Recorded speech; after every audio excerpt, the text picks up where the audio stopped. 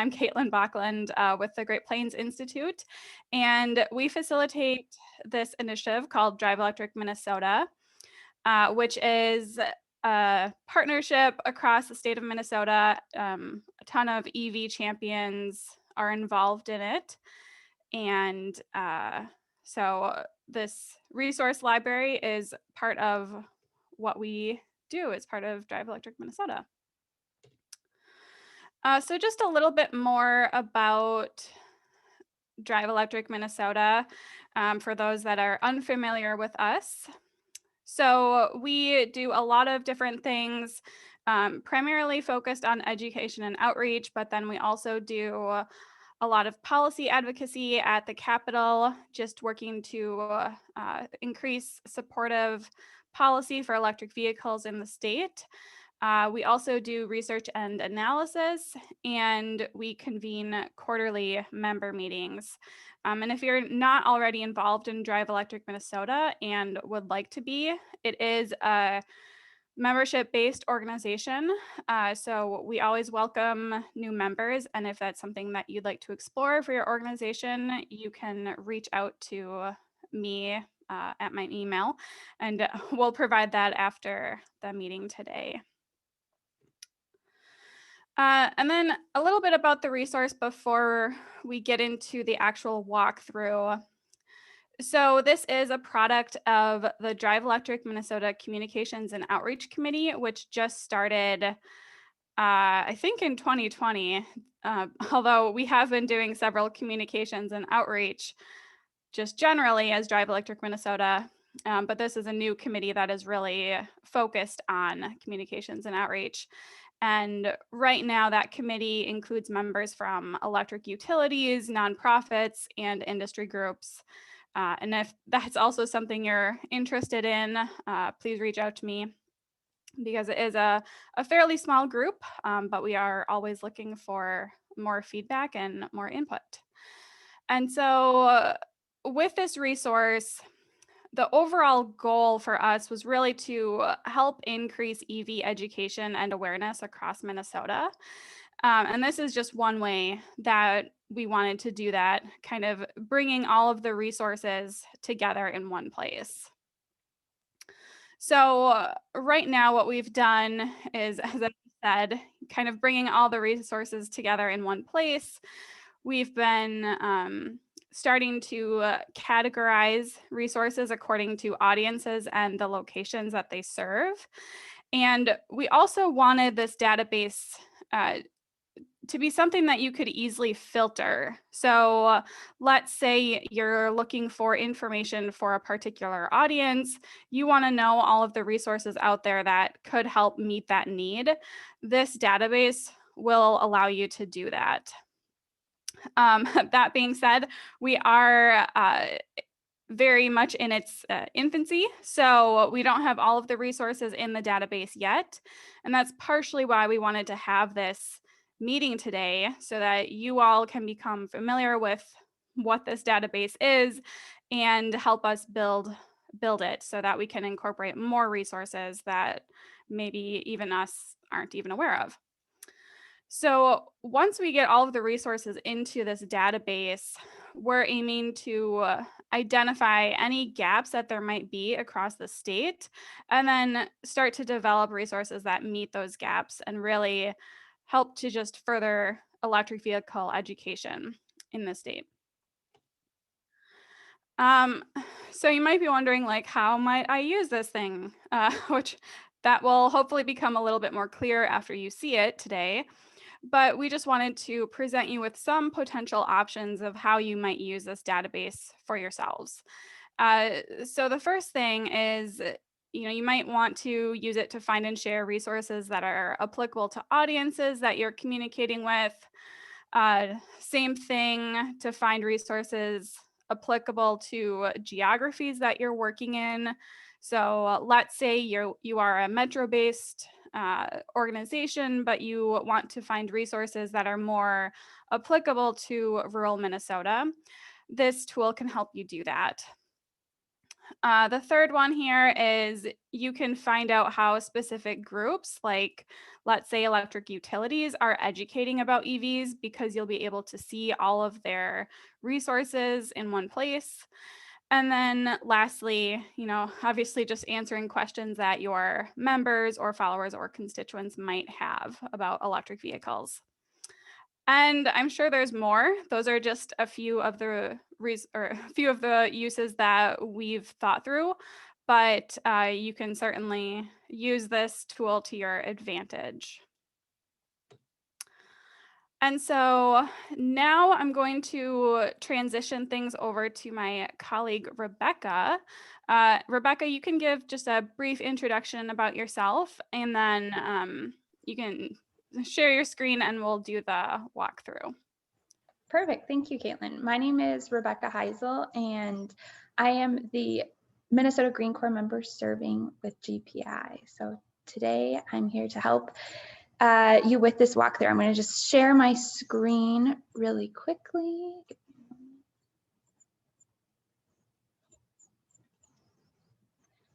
Is everyone seeing my screen, Caitlin?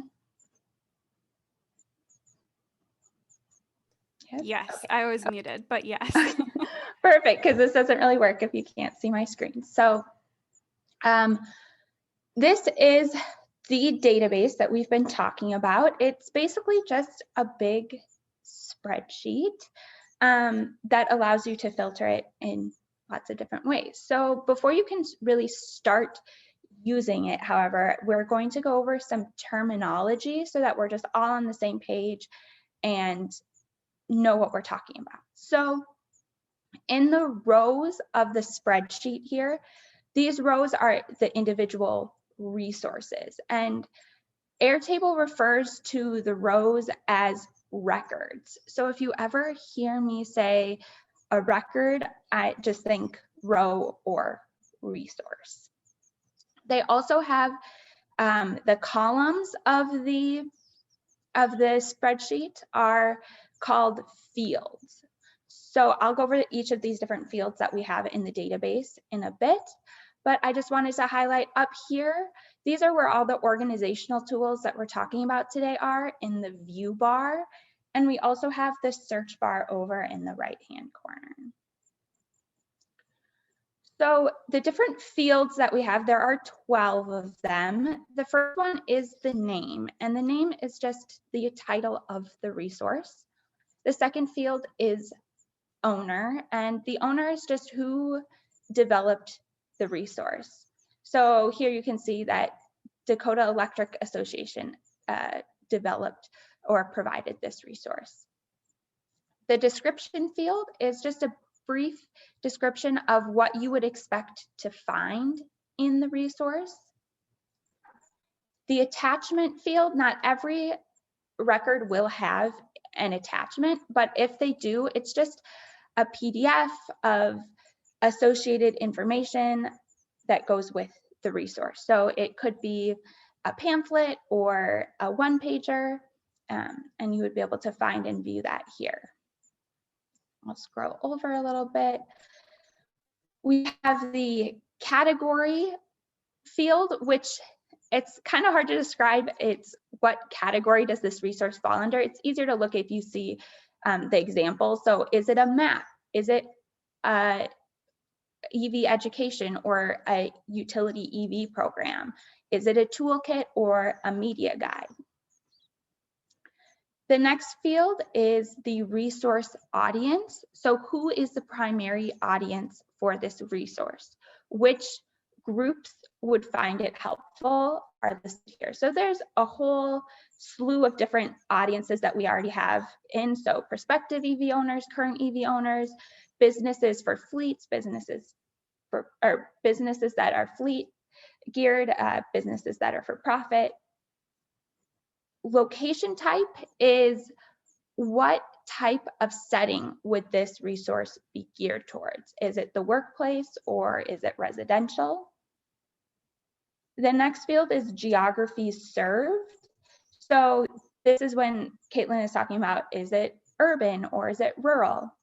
If it has both of them, rural and urban. It just means that the resource is ubiquitous and can be used for either. The URL is a link to the resource. This expiration date field, as you can see, not every record will have an expiration date. This field is mainly geared towards if it's a program or incentive that has an end date, it can be listed here. The last modified by and last modified field allows you to see either when the record was added to the database or when it was last edited, and you can see who that person was. So as you can see, my name is here a couple times, and so is Caitlin. That could be helpful if maybe you have questions about the resource. You can reach out to that person. Okay, so that's just some basic terminology. Just as an overview, we have the rows, which are records, and the columns, which are fields. So next we'll go over how you can view a resource in this database. So you can either do it as I've been doing in this entire spreadsheet form, where you just scroll over to side or up or down to see the resource to see all of the resources. Or as you can see, as I hover over each record, this little blue expansion arrow icon comes up, and if you click on it, will have a little pop-up box that will appear. And this allows you to see the record in its entirety, and it has all of the different fields associated with it. And it allows you for just easier viewing of a single record. Up here, we have these little arrows. It allows you to switch between the different records. Okay, so we have the terminology down, we have the viewing down. Now we're going to go over the main reason for this walkthrough today is finding a resource. How you can utilize these organizational tools to find the resources that you need. So first, we're going to start with basic organizational tools that you can apply to the records, and then we'll move on to how you can layer and stack these tools to find the resources that you're looking for. So I'll start out with the easiest, the search bar.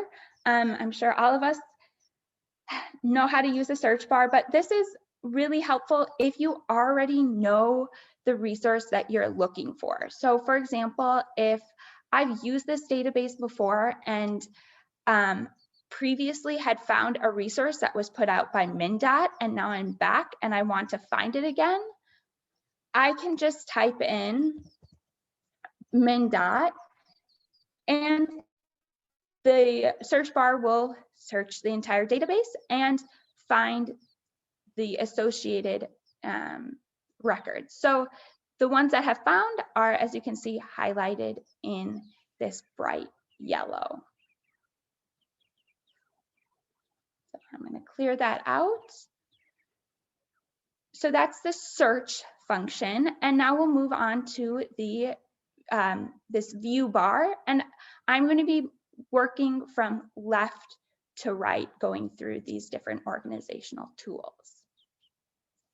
So this hiding fields icon is exactly what it says it is. It allows you to not see the certain fields or columns.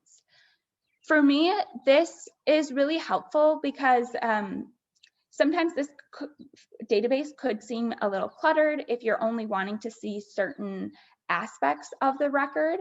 And this hiding fields allows you to maybe declutter the view a little bit. So for example, if I only want to see the name, description, and resource audience fields, I can eliminate all the other fields. And as a note, you're not deleting them, you're just hiding them. So if they're showing, it has this little green bar next to it. And if I don't want it to be showing, I can just click on it and it will hide that field. So I do want to see the description, but I don't want to see the attachment or category. So I'm clicking on those. I want to keep the resource audience, but I want to get rid of all of the rest of these. So as you can see, it's paring down the database. So now I'm only seeing these 3 fields, and it makes it a little more simple to view. If I want to go back in and decide, let's say I want to see the attachment field and the URL field, I can just go in and click on them and they will appear. If you're viewing the record from this expanded record pop-out box, it allows you the option to see all of the fields that you eliminated, or you can hide them too, so you only see the ones that you want to see. Okay, so now if I want to see all the fields again, I can just come down here and click Show All, and they will all appear again. So that's the hide field icon. Next, we'll move on to this filter icon. Adding a filter to the database allows you to filter records according to a particular criteria. And this filtering is a really good way to search for records or records that meet a certain criteria. So for example, if I want to find a resource that is geared towards single family residence, I can filter by the location type field. So to add a filter, I just come down here, click Add Filter. And this is the field. So I want single family residences. So I'll choose location type. And then it allows me what I choose what I want to filter by. So I want to see single family options, and I'll click on that. And now as you can see in our database, we are only seeing the records that have this single family distinction as an option. If I want to remove the filter, I can just click on this little X and the filter is removed and my database goes back to the original form. Another example of how you can use filtering is, let's say I want to find resources related to charging. So I can filter by description to achieve this. So I'm going to add another filter. I will filter by description. And I want it to contain charge. And if you notice that I'm not going to fill in the entire word charging or charge, because that could eliminate the other variations of the word. So charging, charger, charge would be eliminated if I just typed in charging. So now my description, I only have the descriptions that have the beginning of the word charge in them. So that helps me maybe narrow down the records that I'm looking for. So I'll remove this filter again by clicking on the X, and we'll move on to this group filter, or group organizational tool, I should say. So the group feature allows the records in the database to be grouped together based on one or multiple fields. So for example, if I want to see all the resources provided by a particular organization, I can do that by grouping the owner field. So I'll click group and it says pick a field to group by, and I would like to group by owner. So now I'm seeing all of the resources that are associated with Austin Utilities or with the Dakota Electric Association. You can expand or collapse the groups by clicking on this little gray downward facing arrow, and that just collapses the groups if those are a group that you don't want to see. You can also go up here in this grouped icon, and it says expand all or collapse all. So I could collapse them all to see my different groups more easily, and then expand just the ones that I wish to see. And once again, if I want to eliminate or get rid of this grouping, I can just click on the group and it will put my database back to normal. The next organizational tool is sorting. So sorting allows you to see the records in a particular order, such as like alphabetically or numerically. So let's say I want to see all of these resources in alphabetical order. I can sort by name. And now you can see in this name field, all of the resources are in alphabetical order. I can also switch that. Here it allows you to do it in alphabetical order or reverse alphabetical order. So I can switch it and now it's just in reverse. The one that is selected will be in this dark gray box. So I'll remove this sort. And just another example, I can also do this by owner. And now the owners are in alphabetical order. And once again, I can do it by reverse alphabetical order as well. Now I will mention that these text fields such as name, owner, and description work really well to be sorted alphabetically. In the same regard, the expiration date or the last modified work very well to be sorted numerically. It'll show you either the most recent or the oldest resource. But these fields in the middle with these little boxes, they do not sort well. So I would not recommend sorting by these fields that have the bubbles in them. Just stick to the text and time and date fields for this option. Okay, so I'm going to remove this sort. And the last icon here is row height. So changing the row height will allow you to view the records in either less or more detail. So as you can see, they have different options here: short, medium, tall, or extra tall. The short option, as you can see, it just collapses those records, and this is ideal for scrolling through the records and getting a brief overview of what each resource contains.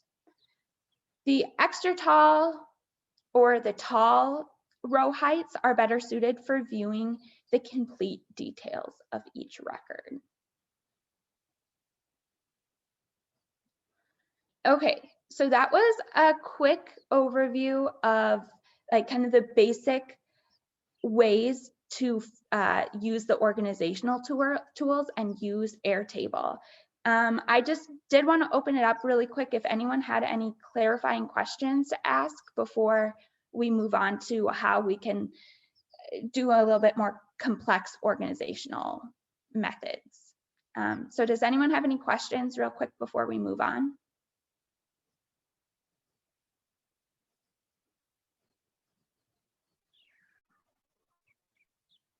Okay, so if you have questions, we'll definitely have a Q&A section later if you have questions, but I will move on.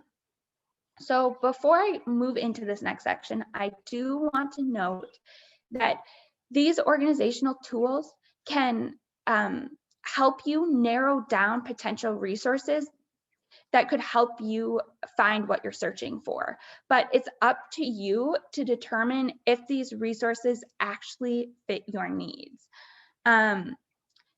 Also, as a note, if you aren't finding exactly what you're looking for, consider changing how you're using the organizational tools in case you're accidentally filtering out a resource that could work for you. So for example, when we were filtering in the description, I only typed in the beginning of the word charge, so I wouldn't eliminate the other potential variables, variations of the word, because if I had done that, I could potentially be not seeing resources that are related to charging.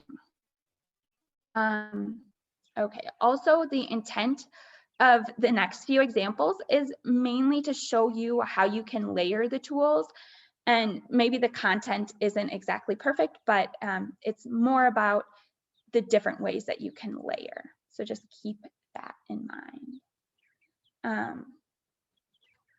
Okay, so our first example, the intent is to show you that you can layer multiple filters together.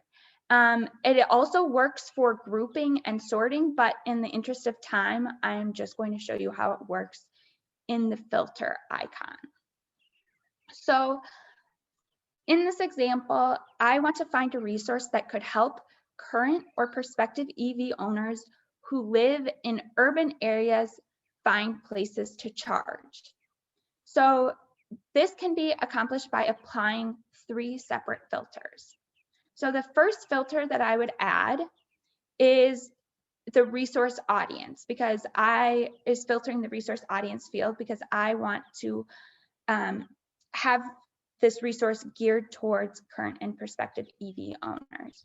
So I'll change this to resource audience, and then I will select current EV owners.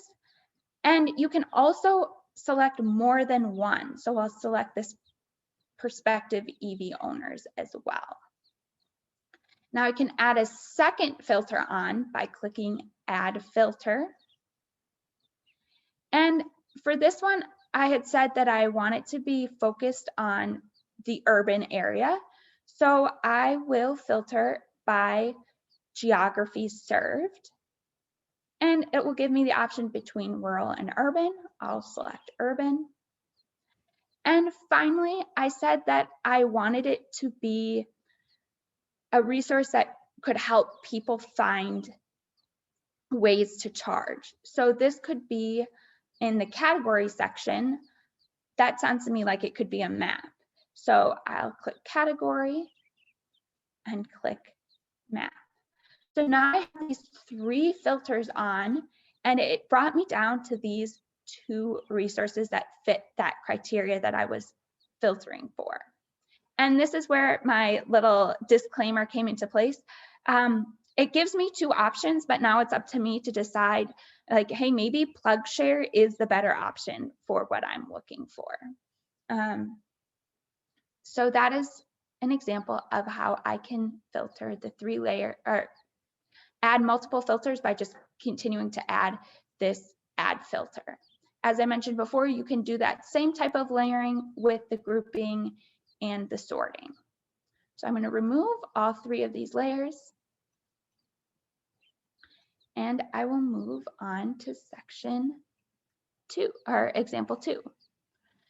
So the intent of this example is to show you that you can pair organizational tools together. So for example, I could pair filtering and sorting, or grouping and sorting, or filtering and grouping. In this example, I want to find a resource that is geared towards multifamily residences, and I would like to then group it by category. So first off, to accomplish that, I will filter by location type, because I want it to be geared towards multifamily residences. I'll select multifamily here. And then I want to group it by category. So I'll pick a field to group by, and now it's by category. So as you can see, it collapsed. And so I'm seeing the categories utility EV program or EV education. So if I'm looking for a resource that is put out by the utility programs, I can see the associated resources there that are geared towards multifamily residences. So as you can see, I use 2 different organizational tools here. As you get, the green filter shows up, and so I can see easily in the highlighted boxes that this field is filtered, and the grouped by is purple, so that means that this field is grouped. So I'll remove these filters and groupings. And I will move on to our third example. So the intent of this example is to show that you can change the field operator, which I'll explain in just a moment, and to refine your search, or you can use the field operator to refine your search, and that you can use as many of these organizational tools as you would like. So in this example, this is why I did my disclaimer. I don't know maybe why you would be using all of these different organizational tools. I just wanted to show that you can. So for this example, I want to see all the resources that contain attachments, and then I want to group those resources by type and have them sorted alphabetically. So I'll add the first filter, and I want to filter by attachments because I only want to see the records that have attachments. And this is where, when I was talking about the field operator, this box here is the field operator. And if I click on it, it gives me different options for how I might want to filter. So in this example, I want the field, or I want the records that have attachments. So I don't want this to be empty, but let's say I didn't want any attachments, I could choose it is empty, but I want is not empty. So now I'm only seeing the records that have attachments. Next up, I said I wanted to group it by category. So I'll pick a field to group by the category. So now I have these different groupings. As you can see here, it groups by, so this EV utility program, or utility EV program, excuse me, is if it only has the EV utility program in it. But the next category is if it has the utility EV program and the toolkit. So I just wanted to point that out, that it will sort by the unique box, or it will group by the unique box. So next I wanted to sort it, and I wanted to sort it by the owner. So now the owner in each category, or excuse me, I'm getting all my terminology mixed up. The owner in each grouping is in alphabetical order. So in the interest of using every single organizational tool, I will also just hide some of these fields so that we can see that I now have every single one of these organizational tools being utilized. And once again, it's highlighted by the color, so you can see which organizational tool is being applied to which field. Once again, I'm not sure why I would want to do this particular search, but it is possible to filter, group, and sort all at the same time. All right, so I will remove all of these, and that was the last of my examples. So if anyone does have any questions, we can answer them now. Or I know, Caitlin, we had a section on another section before we got to the Q&A.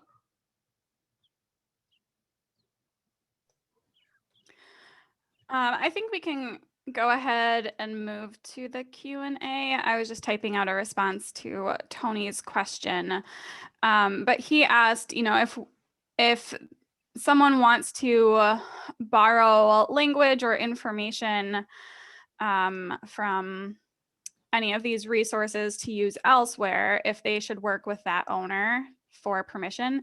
And I would say yes, you definitely should. Anytime you're taking information from another resource and wanting to use it, or like hosting resources on your website, definitely double check with the owner to make sure that it's okay to do that. But if it's simply like you want to share these resources with other parties that might also find them helpful, in that case, I wouldn't say you need to ask for permission. You can just go ahead and share it, because the expectation is that anything in this resource is shareable. We're not going to be hosting any information on this database that is private, for example.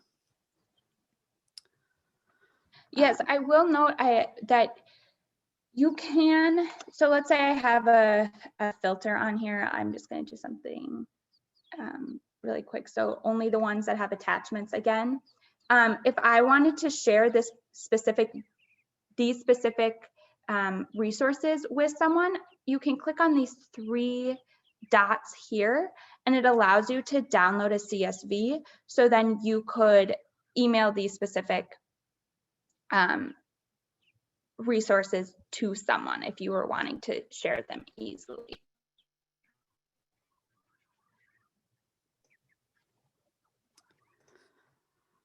All right. And then another question that we got in the chat is just who can add a resource? So this is the other thing that we were going to be telling you about on this meeting/webinar, is that we've developed a form. It's still in testing mode, so we anticipate it'll be ready to share by the end of the week. But really, anyone can fill out that form. We just want you, as you're filling it out, to like indicate what the description is, who the owner of that resource is, and kind of like fill out all of the categories or fields rather that you see on this database, so that when we get that information from you, we have everything we need to then upload it into this database. But great question.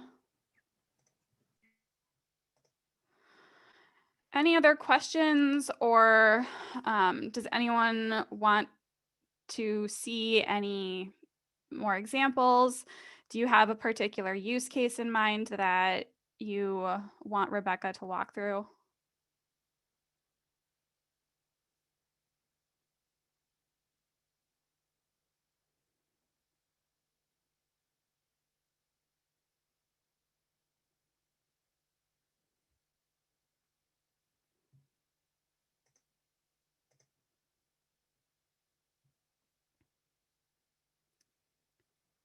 All right. Well, I'm not hearing anything. Obviously, you're free to continue to put questions into the chat, but I mean, we didn't know how long this would take, so we wanted to obviously give people enough time to ask their questions. We certainly don't want to keep you until 10:30 if there aren't a ton of questions on this database. So I'm gonna go ahead and Hey, share. Caitlin, I have a quick question. Yes. It's Yes, Diana. Diana, go ahead.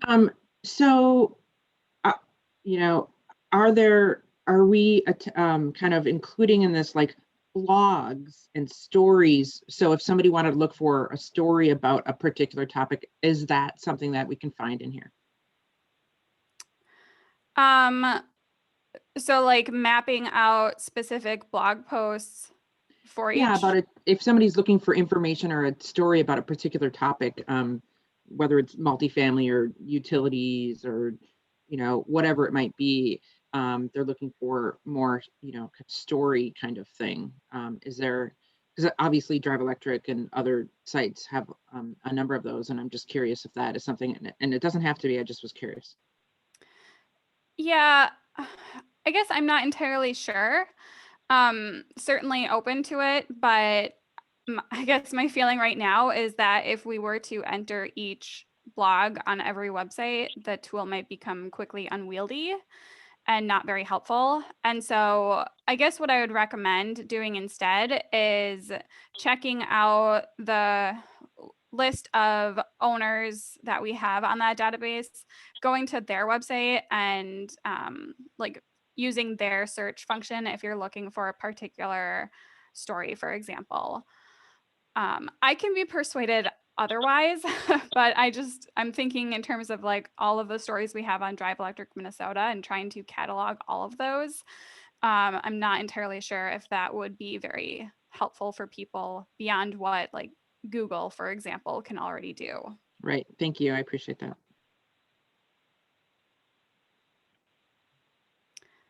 Any other questions?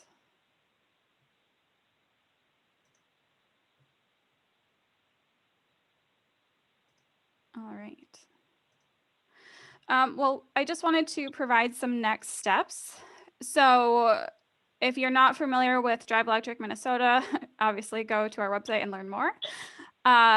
And then we're also going to be sharing after this call, we'll share both the recording and the link to the resource library so you can take it for a spin. We're also working on a couple of different resources. So as I mentioned, we will have a form coming out soon that you can then fill out, and we'll use that information to continue building the database so that it's even more and more useful. The other thing we're working on is a supplementary like physical guide. So in case you don't want to watch this recording again, you will also be able to get the same type of information in like a PDF document. So that is forthcoming as well, and we'll be sure to share that as soon as it's ready. Otherwise, that's all we had planned for today. So do continue to send your questions to Rebecca and I if you have any other questions on the database itself. Additionally, as you start to play with it, if you have any questions or feedback, like, I don't know, if you want us to add another field because you feel like you want just something extra to be able to filter it by, let us know. Either one of us can make those changes, especially if it's something that we feel would be useful to a lot of different parties. So we're always open to feedback. Otherwise, that's pretty much it for today. So thanks for attending, and yeah, reach out if you have any questions.